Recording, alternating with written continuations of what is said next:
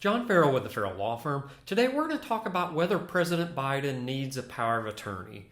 But first, make sure you subscribe to the channel. We put out new videos almost every day. And make sure you hit the like button because, hey, every like helps.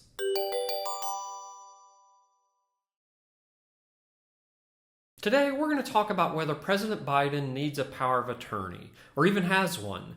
I'll briefly explain what a power of attorney is, the different types of powers of attorney, and what they allow you to do. Alright, so there is a power of attorney document, and for most part it's known as the power of attorney. Some people call it the durable power of attorney, some people call it the financial power of attorney, but the power of attorney in general is a document that is related to your finances. There's another document called a healthcare power of attorney, but it is a separate document than what is just generally known as the power of attorney. So you've got the power of attorney and you've got the healthcare power of attorney. Now the differences between these is that the power of attorney is related to your finances, the healthcare power of attorney is related to your healthcare. Now, in some states, these are sister documents, and sometimes there are three documents. For example, you might have the power of attorney, you might have the healthcare power of attorney, and you might have the living will. Here in Georgia, many years ago, they took the healthcare power of attorney and the living will and combined it into one document called the advance directive. So here in Georgia, you have two documents, the power of attorney and the advance directive. In other states, you have three documents, the power of attorney, the healthcare power of attorney, and the living will. We'll talk a little bit about the financial power of attorney and the healthcare power of attorney. So what these documents do, I call them disability documents. They're really there to let someone do simple things for you if you ever get to a point where you're unable to do them yourself. So for example, these are things like pay your bills, file your taxes, access your medical records, talk to your doctors on your behalf. You know, all the simple things that you would normally do, you just can't do them because you've become disabled or incapacitated in some way.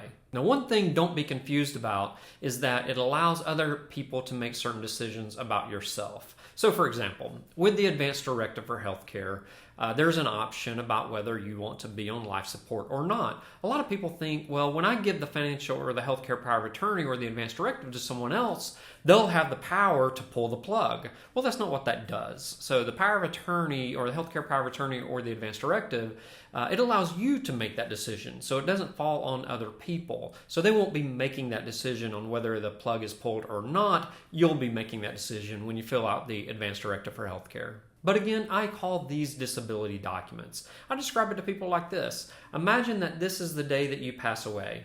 Your power of attorney and your advance directive will get you up to that day, but once that day comes, your will takes over and distributes everything out. So the power of attorney, it only has power while you're alive. Once you pass away, the power of attorney and the advance directive have no more power. So the question is whether President Biden has a power of attorney or needs a power of attorney. There's been a lot of talk in the news lately about his incapacity or perhaps alleged incapacity.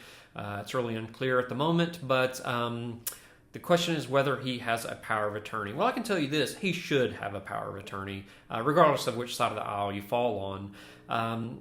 Everyone can really benefit from having a power of attorney and an advance directive for healthcare, or if you're in a state that has all three documents, everyone can really benefit from having those documents in place. Because it's not just someone who happens to be in their 80s, like President Biden, to allow people to help him with simple things. It happens to even young folks. Perhaps they get into a car accident and they're just unable to take care of themselves and they need someone like a trusted family member, maybe a parent or a spouse or an adult child to do simple things for them. Without those documents in place, it's going to be a nightmare for your family to do those things. And in essence, they're going to have to sue you to have you be declared incompetent.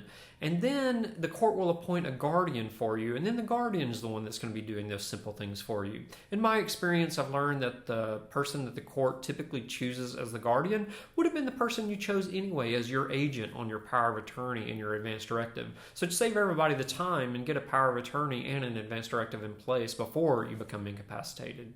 So with President Biden, there might be an issue about whether he has some mental incapacity and really the ability to create a power of attorney in an advance directive. So if you have something like dementia or you have lost your memory and thoughts and you start facing issues in that regards, then it may be difficult to create a power of attorney in an advance directive because you have to be of sound mind to do those types of things. Well, you'll probably want to do those things before you need them. It's certainly better to have them and not need them than to need them and not have them. So for President Biden, whether he has this alleged mental incapacity or not is really of no concern to me, but he should have a power of attorney in place and an advance directive in place just in case something were to happen to him and other people needs to step in and do simple things for him. As president, he can't delegate everything, but as it relates to his health care or perhaps his finances, he could certainly delegate and choose a person to help him with those things. All right, so that's really all that we have for today. Make sure you subscribe to the channel because we put out new videos almost every day, and make sure you hit the like button because, hey, every like helps.